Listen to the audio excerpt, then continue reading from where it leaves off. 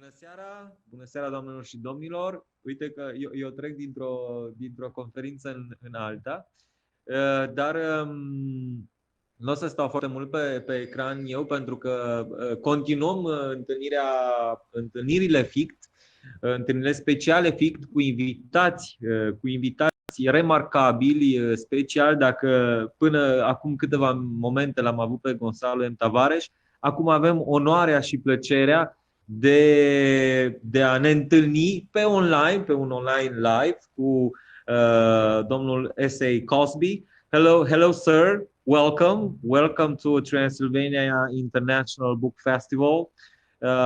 Îl avem și pe George Arion aici, reprezentantul editurii Crime Scene Press. Hello, George. Hello, bună seara, doamnelor și domnilor, bine ați venit la evenimentul nostru. I think we will speak only in English, and I will let you, George, to introduce Mr. Cosby, and I'm sure that everybody will be so happy to listen Mr. Cosby's thoughts, because his book is amazing. So welcome, Mr. Cosby, again. Welcome to our festival.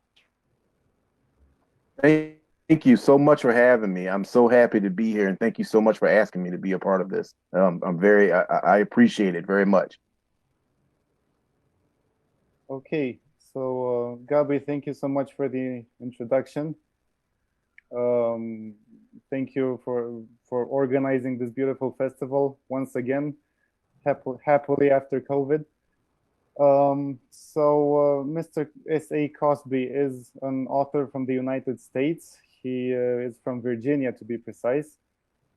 He is a crime writer. He made his debut with several short stories in prestigious magazines. From the biography, we can read that he had a very interesting life, doing all sorts of jobs. That certainly helped him with his writing experience. He is also the proud winner of several very important literary awards, the Los Angeles Times Book Prize, the Anthony Award, the McCavity Award, and the Barry Award. But enough from me. I'll let Mr. Cosby say a bit about himself right now, and then we'll start the interview proper. Well, thank you so much, George, for that introduction, and thank you so much for having me. It's an incredible honor for me to be here and be a part of the Transylvania Book Festival. I really appreciate it. It is incredibly overwhelming for me that people from around the world and people from Romania have embraced my book and have really enjoyed it. That's just incredibly gratifying to me. And that is a beautiful cover. I love that cover. That is the book. Yes. And thank you. I mean, it's just incredibly gratifying as a writer that people from around the world are able to identify with the book. And so I'm so happy to be here. And it's very exciting for a kid from Virginia to be a part of an international book festival. So thank you so much. Thank you for accepting our invitation. So my first question would be about the title. It's an amazing title. It sounds great in English, The Blacktop Wasteland. It sounds great in Romanian, Pustiul de asfalt. I was wondering, what does it mean to you? How did you come up with the title? And if it is a reference to T.S. Eliot's The Wasteland? It is a reference to T.S. Eliot's The Wasteland, and a lot of people don't get that, so I appreciate that. That's interesting. A lot of people don't get that, and so it is a reference to The Wastelands, a poem by T.S. Eliot. And it came to me because where I live, there are a lot of open roads, a lot of countryside, and it can sometimes feel like you're trapped in this wasteland, and you can't escape. And all the roads here are blacktop roads; they're covered with asphalt, and so those images sort of came together in my mind to create the title.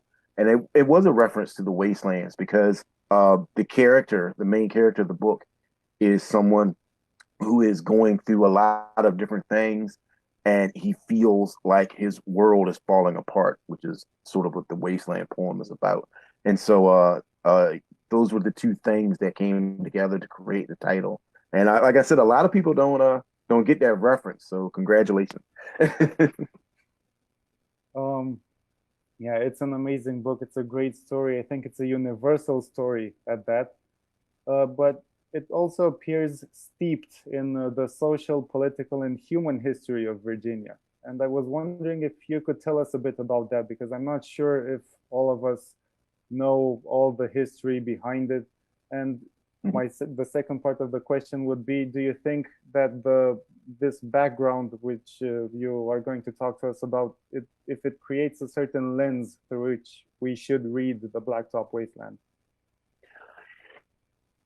Yeah, I think I'll answer the first part. So Virginia is one of the first colonies in America in the New World. It was also the first place that Africans were brought as slaves in 1619. And it has always been, I think, one of the places that is a focal point of racial and social awareness. And so even now in 2021, there can be a lot of racial animus, a lot of racial unrest. Virginia was the home of the Confederacy during the American Civil War from 1860 to 1865. And so there's a history here that it envelops everyone that lives in Virginia, white, black, Native Americans, everyone is a part of that history. And so the book talks about that history and how my main character, Bug, who is an African-American man, how that history shapes his life and his choices or his lack of choices. If you read the book, Bug is a very intelligent character, and in a different place, in a different setting, he may have been an engineer. He could have been, someone who had done something else. But because of the social and racial situations that he grew up in, he finds himself kind of trapped in a life of crime. And even at the beginning of the book, as he has tried to separate himself from that life, economic situations force him back. Just for some people who haven't read the book, Bug is a driver for criminal enterprises. So he's a getaway driver. And so at the beginning of the book, he's moved away from that lifestyle, but his business is starting to fail. His mother is very ill and she requires medical help. And he has children who require, the things children require. And so he is tempted to go back into the criminal lifestyle. And I think a lot of that is because of where he lives and where he is. And having grown up in Virginia as an African-American man, I identify with and wanted to talk about those issues. But however, to answer the second part of your question, I think the lens through which you can read Blacktop Wasteland can be universal, because I think at the end of the day, the issues of poverty, of economic instability, are issues that anyone can understand and identify with. I think whether you're in Virginia or whether you're in Transylvania, whether you're in Bucharest, you can understand about not having enough money to pay for the food that you need to eat, or not having enough money to pay your bills, and how terrifying that can be, or not being able to provide for the people that you love. And so I think that gives the book a sort of universal feel, but you can also look at it as a book talking about the specific issues that exist in America and exist in the American South. So thank you for that question. Yeah, sure. I think readers in Romania will most likely take it rather as a universal story, and I think it's also more powerful as a universal story rather than something that's specifically set in a certain place. Mm-hmm. Okay.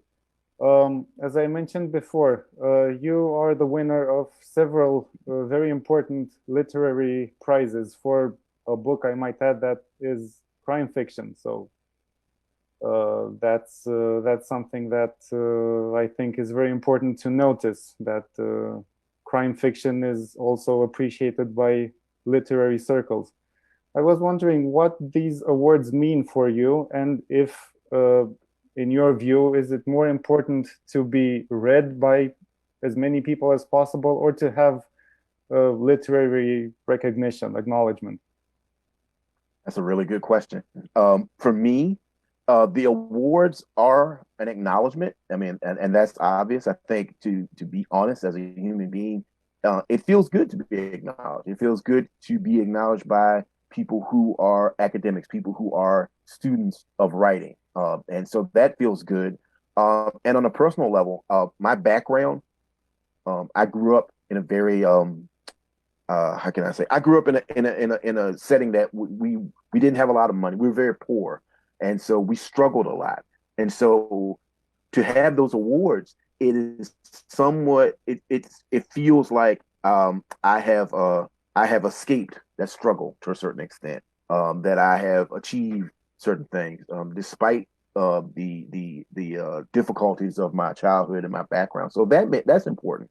But ultimately, for me as a writer, it's more important to me that people read my work and enjoy it and take something from it.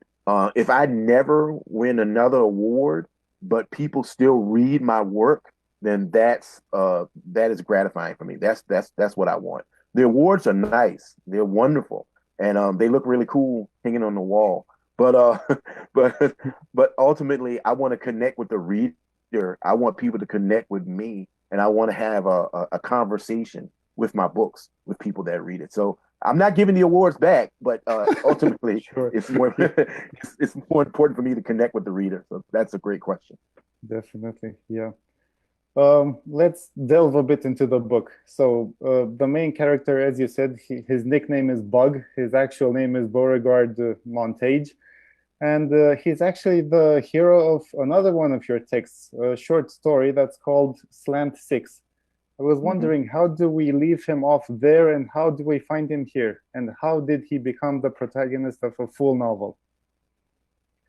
Well, thank you for that question. So, Slant 6 was written before Blacktop Wasteland, and I created that character book just for that story. I wanted to write a story about a father and a son and a moment in their lives when the father is trying to tell the son that he's leaving, and so things happen in that story that are intense, and it's interesting. For me, characters are like my friends, and Bug became my friend. I wrote that story, and then a year later, I just kept thinking about him, and I kept thinking about, I wonder what he's up to, wonder what he's doing, and so I started writing the book that became Blacktop Wasteland, and I just started writing about him and what his life was like after that moment in the story, and he really just became this character that I fell in love with, and I wanted to tell a larger story about him. And as I told that larger story, he changed a little bit. I think in Slant 6, he's more of a true criminal. He hasn't redeemed himself. Whereas in Blacktop Wasteland, he's less a criminal and more just a man caught in a very bad situation.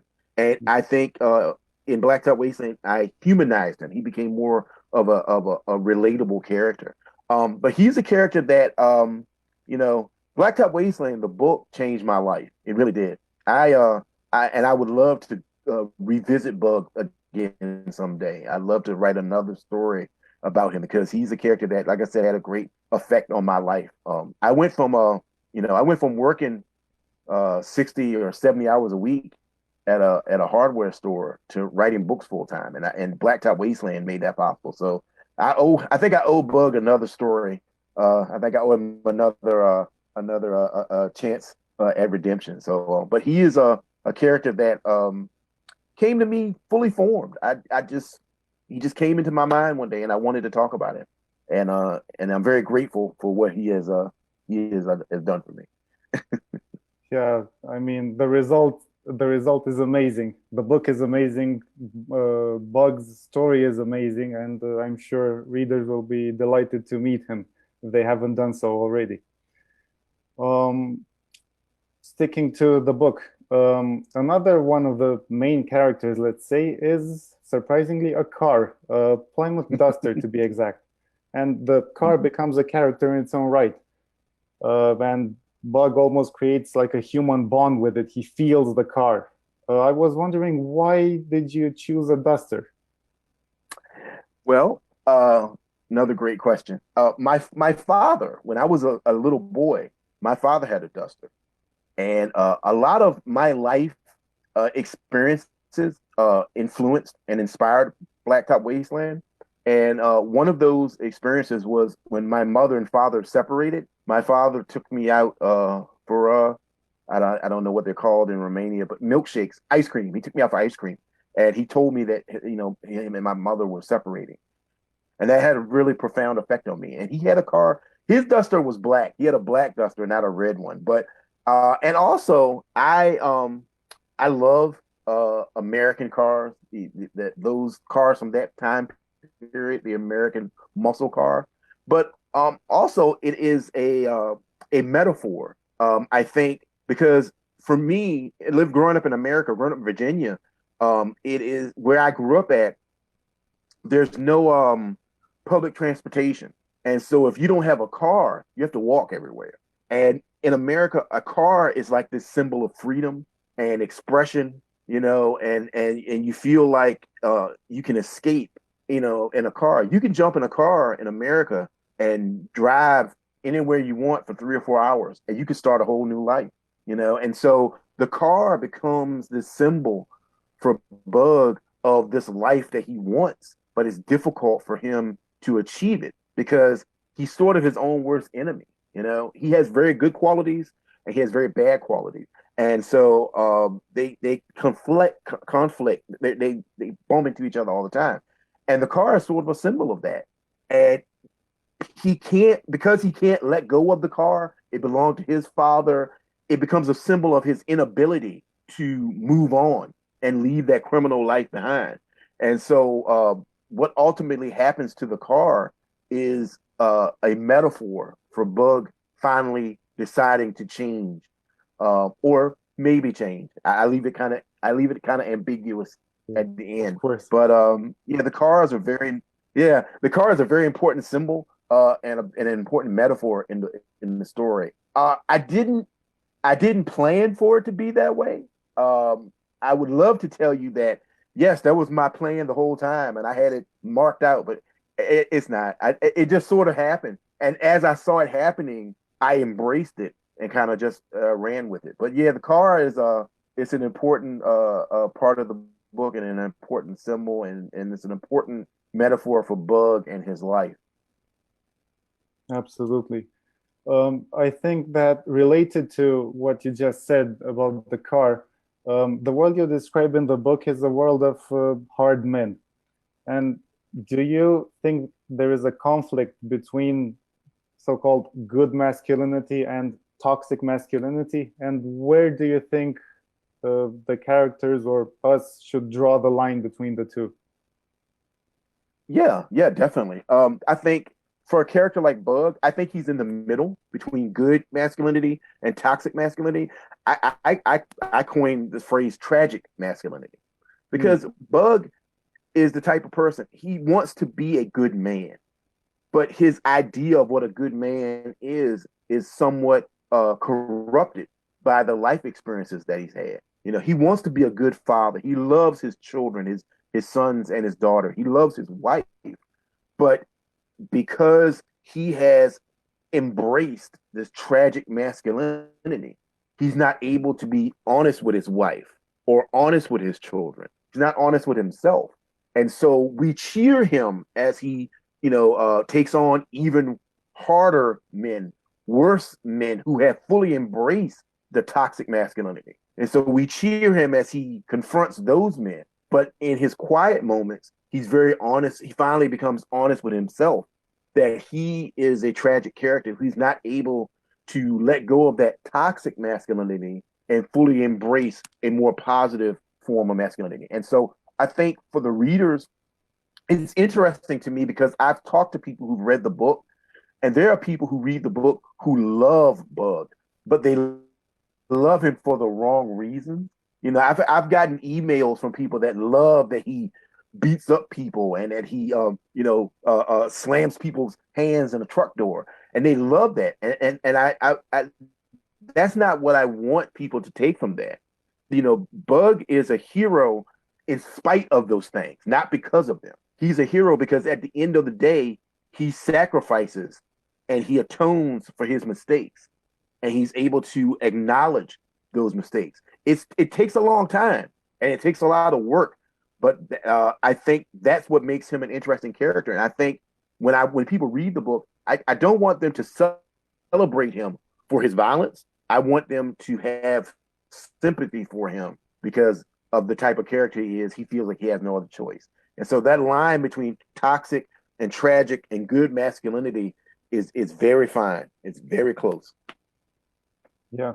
You said this phrase toxic tragic masculinity. I think it's amazing because when I read the book, my first reaction was this reads sort of like a Greek tragedy, an ancient tragedy, where the characters are kind of forced into doing something which they don't necessarily want, and it's bad, but that's their destiny, let's say.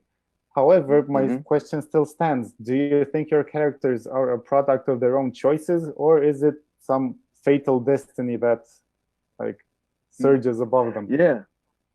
I think if it was a Greek mythological story or a Roman mythological story, I would say that their fates are already destined. But because it's a more humanistic story, no, Bug's fate is the product of his own choices. He makes bad choices. He makes bad decisions, and they have consequences. You know, deadly consequences for the people that he loves. And so I think Bugs to go back to the classic or mythological comparison. I think Bug is a victim of his own hubris because he is supremely confident in his own skills, and he should be, because he is smart, because he is driven, because he is a man of focus. But that still doesn't mean that he should make the choices that he does. And I think Bug, if you asked him, he would tell you, I make those choices because I know I can succeed. But if you ask me as the writer, he makes those choices because of a little bit of arrogance and a little bit of hubris. And just like Greek or Roman mythological heroes, it's the hubris that brings him down. It's the hubris that brings Perseus down, or Hercules, or someone like that. And it's the hubris that brings Bug down. You know, his arrogance is a little bit, and his immaturity, his inability to move on, you know, to let the car go. At one point in the book, his wife, when they're having a conversation about their financial difficulties, his wife tells him to sell the car, and he refuses. And that's a sign of his immaturity. He's not able to let go of the past. And though I think that and his hubris is what ultimately leads to his destiny. I think we all have choices. I don't think anything is predestined, and all of our choices have consequences, and so does Bugs. Yeah, absolutely. And I think that's what gives the story a more humane characteristic, let's say, because even after so many bad choices, in the end, at some point, there is a full stop. Listen, we have to do something different this time. And probably that moment is the most gratifying one. Right. I was wondering if you could tell us a bit about your work routine, if you have something specific that you do every day for researching, for writing for your texts. Yeah. So now, since I'm able to write full time, I usually get up not very early. I don't like to get up early. I'm not an early riser. But I get up and I'm currently working on a project, and so I try to work 2 hours and then take a break and work another 2 hours. I try not to work more than 4 hours a day, because I think if you push yourself too hard, sometimes you get sloppy. As far as research, I'm a voracious reader. All these books back here and all these books over here, and I love to read. And so if I'm working on a specific project like I am now, I read books that are about that project. And then I sort of have a little ritual, I guess. When I write, I like to listen to music, and I like to sit in my room by myself. So my wife is in another room, and I don't like to be disturbed. And so I listen to music a lot. And I wear. This is funny. I have a specific hat I like to wear when I write, and so I don't like to write unless I got my hat on, and so I have to be very comfortable, and that's sort of my little ritual. Um, Other than that, one thing I do to keep my creativity going, I don't know if you guys have it over there, but I like to look at photographs. Like there's a website called Pinterest, and I like to look at photographs, and I write little short paragraphs about the photograph to keep my creativity going. And so I'll see a photograph and I'll write a little story about it. Sometimes that becomes a longer story, like a short story. And actually a photograph was the inspiration, part of the inspiration for my next book, for Razor Blade Tears. And so that's something I do a lot to keep my creativity going. And I'll sometimes write just little stories to myself. Nobody ever sees them. I just write them on my phone. But it keeps my creativity going, and it gives me different ideas for future projects. And so that's a little strange thing that I do. And I've always done that. I did that before I was a writer. I love writing little short, quick stories about because I think a book is just a succession of moments in time. And I love writing about a photograph because that's a specific moment in time that's been captured. And I love imagining what's going on in there. Before COVID, I used to go out to restaurants and to bars, and I would see a person or a couple, and I would just make up a story in my mind about those people based on their body language, their conversation, anything to keep my creativity flowing and keep it going. One last thing, I don't write every day, but I write a lot. I think I write at least 5 days out of a week. I tend to take off Saturday and Sundays. I don't write on those days. I like to enjoy time. Well, before COVID, I like to enjoy time with my friends. Now I like to go outside in nature, go walking, read a book. I like to take time off to kind of just relax, and then I pick it back up. So that's sort of my schedule or my writing ritual. It's something that has worked for me so far. Yeah, amazing. Don't ever stop it. Don't stop it. It works. It's great. Yeah. Who or what was your inspiration for becoming a writer or a crime writer, more specific? Well, my inspiration for becoming a writer, I had a teacher when I was a kid, and I was a very unruly kid in class. I got in trouble a lot because I love to talk, and I was always trying to be funny. I was always trying to be the clown. And I had a teacher who pulled me aside one day, and he said, "I want you to write down for me what all these jokes and ideas that you talk about during class that gets you in trouble, write them down." And I did that, and he read it, and he told me, he said, "Have you ever thought about being a writer?" And I said, I don't know. He said, "Well, I think you can do it. You have a very unique voice. You have talent." And he sort of inspired me to take it seriously, to become a writer. And then later on, I started writing crime fiction because when I first started writing, I wanted to write science fiction. I wrote fantasy, and it didn't connect with people. Nobody bought it. It didn't sell. And I always had loved and enjoyed crime fiction, but I didn't think that I had the ability to write it.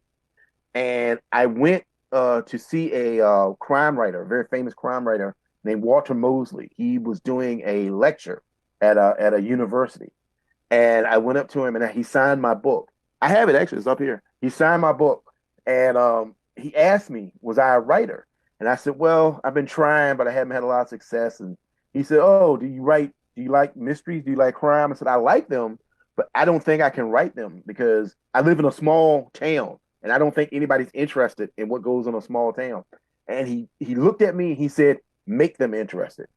Make them interested in what goes on that town. And it just, I don't know, it's something that clicked with me. It just made me think. And I went home and I wrote my first crime novel, which is a book called My Darkest Prayer. It's only in the United States, but a small publisher. And from then on, it just worked. There's something about crime fiction that allows me to talk about a multitude of issues that I find important. Not just social issues, but issues about humanity and what it means to be a man or what it means to be a family, you know, and the bonds of friendship, all those things. For me, crime fiction is the best prism through which to study those issues. And I am so grateful that I have the opportunity to do that and that people have connected with it the way they have. Like I said before, I grew up, we were very poor when I was growing up. You know, my mother and father were not together. My mother was very ill when I was a child. And, you know, we just never had a lot of financial stability. And, you know, the fact that I'm able now to make a living for my family as a writer with my words, it's just, it is an incredible feeling. It's an incredible feeling. And I wouldn't trade it for anything in the world. You said that you also read a lot. You're a voracious reader, like you said.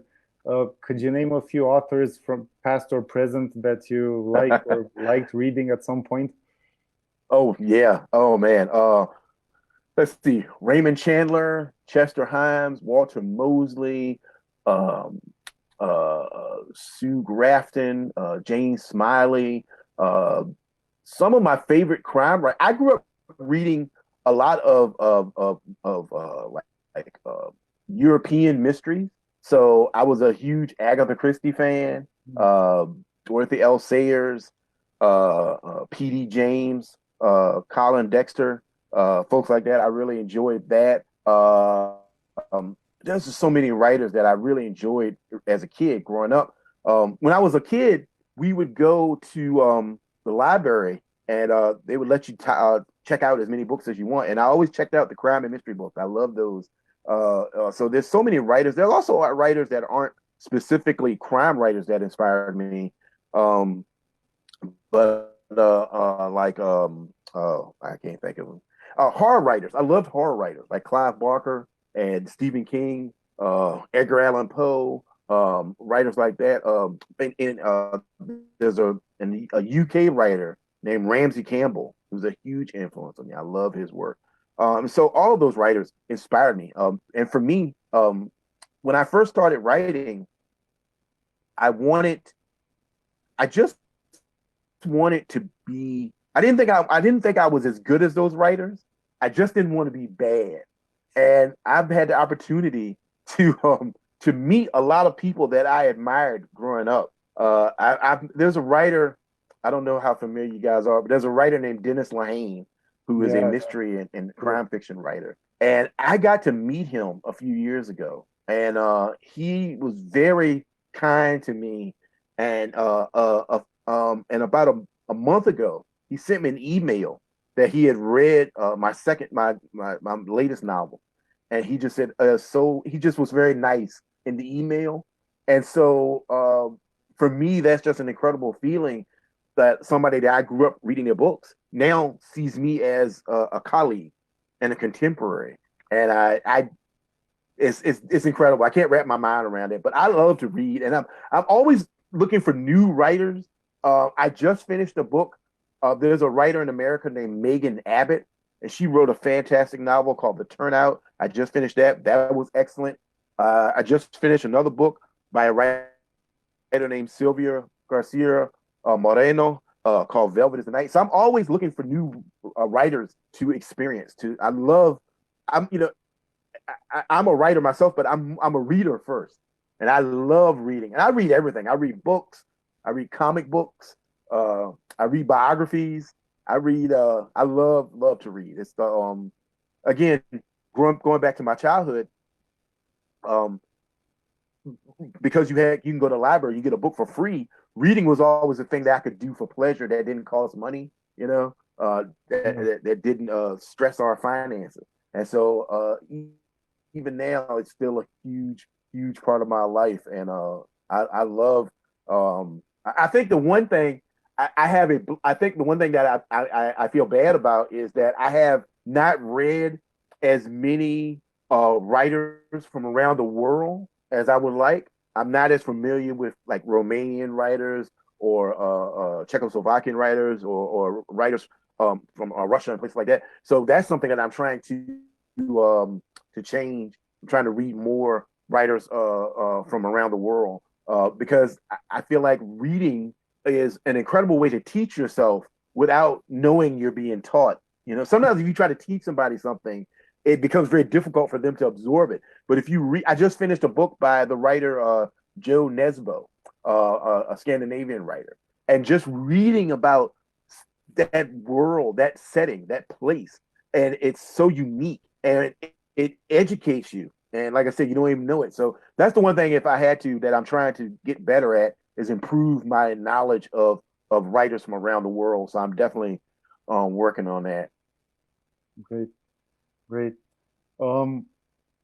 Speaking of going around the world, what does it mean to you to be translated into 18 territories, I think, if I'm not mistaken, 18, I think. What does it mean to you to be translated in so many places?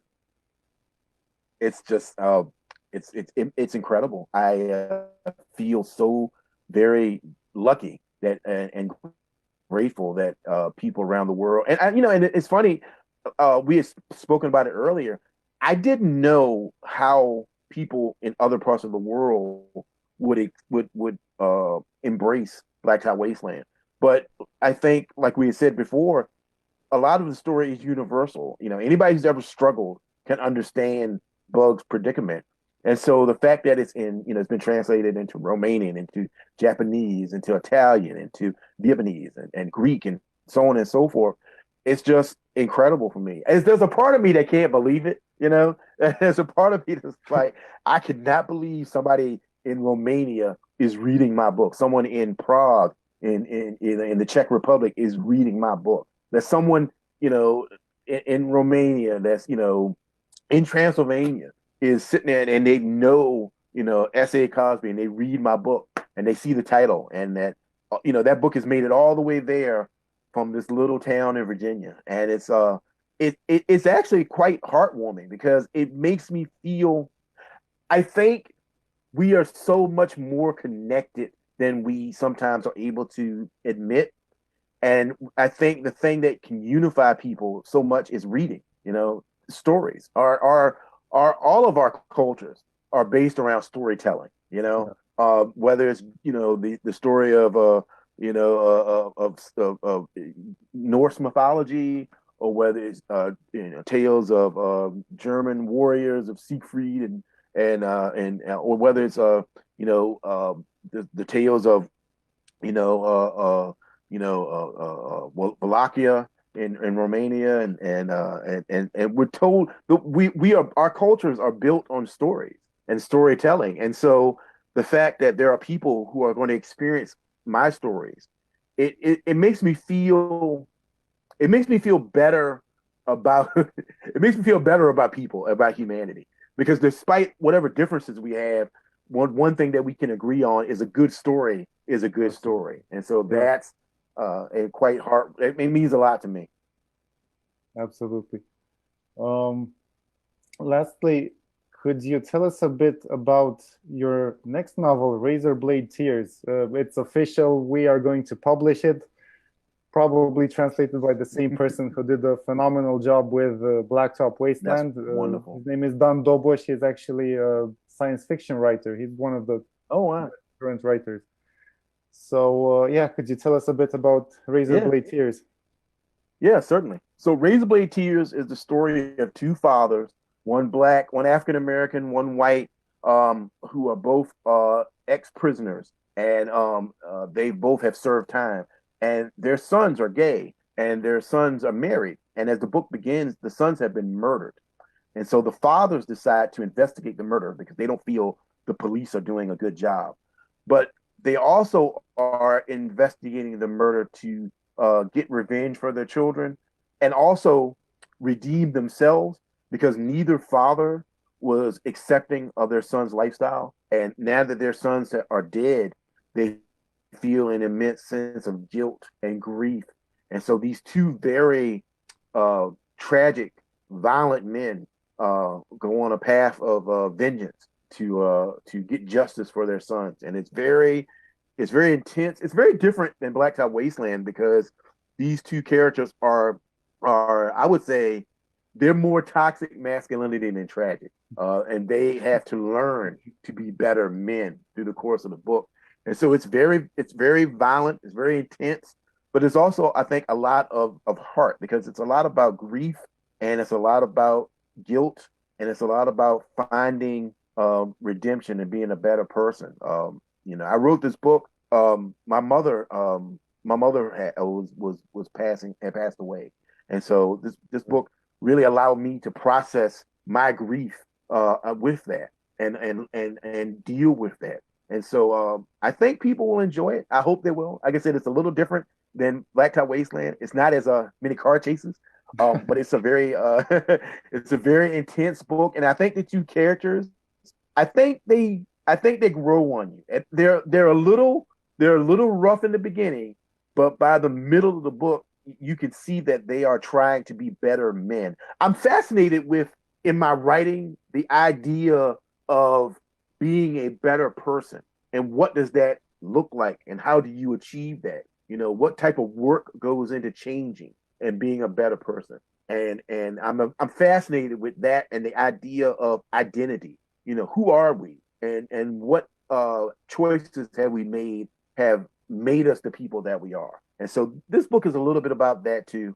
The choices that these two fathers have made, these poor choices that they've made, and how those have affected them and the people around them. And so hopefully people will enjoy it. I'm so glad that you guys are publishing, and I'm so glad it's being translated by the same person again. I think they did a wonderful job. And so I'm excited for people in Romania to experience it. And I'm hard at work on my next book now. I'll tell you a little. That's not written yet. I'm working on writing it now, but I'll tell you a little bit about it. Absolutely. So my next book is called All the Sinners Bleed, and it's about an African-American man who is he is the chief of police in a small town, and he's the first African-American to be chief of police. And at the beginning of the book, there's a shooting at a local school, and after the shooting, he finds out that the people involved in the shooting were involved with a serial killer. And so he begins to search for the serial killer, while at the same time dealing with the issues of race and racism in this small town. And I'm hard at work on that now, and hopefully that'll be done sometime next year, hopefully early next year. So that's what I'm working on now, and I think it's interesting because it's set in the same area as Blacktop Wasteland and Razorblade Tears, but I'm looking at a different aspect of this area. I'm looking at a different aspect of this society, and talking about race and religion. There's a lot of religion in the book, and I am very interested in talking about the good aspects of religion and the bad aspects of religion. I'll leave it at that. So that's what I'm working on now. But thank you for the question. That was great. Yeah, well, I'm sold for both novels. So definitely I'll read. I haven't had the chance to read Razorblade Tears yet, but definitely will. Well, Mr. Cosby, thank you so much for your time. Thank you for your generosity with your answers. Thank you for this great book, The Blacktop Wasteland, Pustiul de asfalt. It's amazing. It's a complete and complex story, I think. And yeah, fingers crossed for your future projects. Thank you so much for your time. Thank you so much for having me. Thank you so much for allowing me to be a part of the Transylvania Book Festival. I am incredibly grateful. There's a part of me, like I said, that can't believe it. I'm just there's still a little kid from the small town of Virginia that's amazed that people around the world are connecting with my work. So thank you so much. And I'm so grateful for being a part of this. Thank you. Y'all have a great day. You too. You too. All right. Bye-bye.